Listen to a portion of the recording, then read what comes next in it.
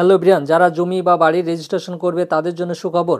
এতদিন আপনারা লাইনে দাঁড়িয়ে জমির দলিল জমা করে সিরিয়াল নম্বর পাওয়া বা টাকা জমা দেওয়ার জন্য লাইন, এত ঝামেলা আর থাকছে না। আপনারা অনলাইনে স্লট বুকিং করতে পারবেন বা অ্যাপয়েন্টমেন্ট নিতে পারবেন। পাসপোর্ট বা আধার কার্ড করতে যেরকম বুকিং করতে হয় সেরকম পুরো প্রক্রিয়াটি কিভাবে হবে আমি সম্পূর্ণ আলোচনা করব। আপনারা শেষ পর্যন্ত দেখবেন। দেখার আগে যারা নতুন আছেন চ্যানেলটাকে সাবস্ক্রাইব করে দিবেন, আর যারা ফেসবুক থেকে দেখবেন অবশ্যই পেজটাকে ফলো করবেন। কি বলেছে দেখুন, জমি বাড়ির রেজিস্ট্রেশন করাতে গিয়ে হয়রানির দিন শেষ হতে চলেছে। অফিসে গিয়ে কতক্ষণ দাঁড়াতে হবে, কোন কাউন্টারে কখন যেতে হবে, এসব নিয়ে উদ্বেগ আর থাকবে না। কারণ পাসপোর্ট অফিসের মতো এক্ষেত্রে চালু হচ্ছে কিউ ম্যানেজমেন্ট ব্যবস্থা। পাসপোর্টের জন্য এখন যেভাবে অনলাইনে অ্যাপয়েন্টমেন্ট নিতে হয়, সেভাবে জমি বাড়ির রেজিস্ট্রেশনের জন্য সময় নেওয়া যাবে আগে থেকে। অনলাইনে স্লট পেয়ে সেই মতো রেজিস্ট্রেশন অফিসে হাজির হলে মিলবে একটি টোকেন। অফিসের প্রতিটি কাউন্টারের সামনে লাগানো থাকবে বৈদ্যুতিন ডিসপ্লে বোর্ড। সেখানে টোকেনের নাম্বার ভেসে উঠলে গিয়ে দাঁড়াতে হবে ওই কাউন্টারের সামনে নির্দিষ্ট জায়গায়। অল্প সময়ের মধ্যে শেষ হবে রেজিস্ট্রেশন পর্ব।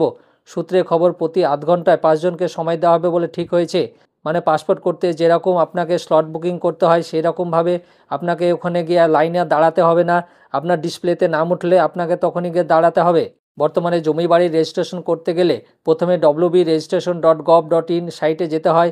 সেখান থেকে সংশ্লিষ্ট সম্পত্তির মার্কেট ভ্যালু জেনারেশন হয়। এরপর প্রেজেন্টেশন কাউন্টারে দলিল জমা দিলে একটি সিরিয়াল নম্বর পাওয়া যায়। তখন যেতে হয় ফি রিসিভিং কাউন্টারে। সেখানে টাকা জমা করার পর ফটো ফিঙ্গারপ্রিন্ট কাউন্টারে গিয়ে বায়োমেট্রিক সহ অন্যান্য কাজ সারতে হয়। এরপর আইজিআর রিসিপ্ট নিয়ে ডেলিভারি কাউন্টারে গেলে রেজিস্ট্রেশন সম্পূর্ণ হয়। গোটা প্রক্রিয়াটি সময় সাপেক্ষ। তার মধ্যে যদি রেজিস্ট্রেশন অফিসে ভিড়ভাট্টা লেগে থাকে তাতে আরও সমস্যা বাড়ে। নয়া ব্যবস্থা চালু হয়ে গেলে এ সমস্যা আর থাকবে না।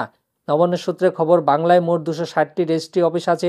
বছরে 22 লক্ষের বেশি সম্পত্তি নথিভুক্ত হয়।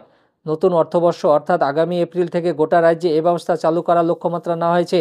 মানে এপ্রিল থেকে আপনার গোটা রাজ্যে সেটা চালু হয়ে যাবে। তার আগে পরীক্ষামূলকভাবে কয়েকটি অফিসে এটি চালু করা যায় কিনা ভেবে দেখা হচ্ছে। প্রসঙ্গত, জমি বাড়ি রেজিস্ট্রেশনের জন্য অনলাইনে আবেদন এখনও করা যায়, কিন্তু কোভিডের সময় অনলাইনে কিছু মানুষ আবেদন করলেও এখন কেউ তা করে না বললেই চলে। নতুন নিয়মে অনলাইনে আবেদন একমাত্র উপায় বলে বিবেচিত হবে। মানে এখন অনলাইনে আবেদন চালু আছে, কিন্তু ম্যাক্সিমাম মানুষ সেটা করে না। জমি বাড়ির রেজিস্ট্রেশন স্লট বুকিং পদ্ধতিটা চালু হয়ে গেলে সবাইকে সেটা করতে হবে। নতুন নিয়মে অনলাইনে আবেদন একমাত্র উপায় বলে বিবেচিত হবে। নবান্ন সূত্রে আরও খবর, চলতি অর্থবর্ষে এপ্রিল থেকে ডিসেম্বর পর্যন্ত এই খাতে আদায় হয়েছে 6,000 কোটি টাকা, যা গত অর্থবর্ষে এ সময়কালের তুলনায় 30% বেশি।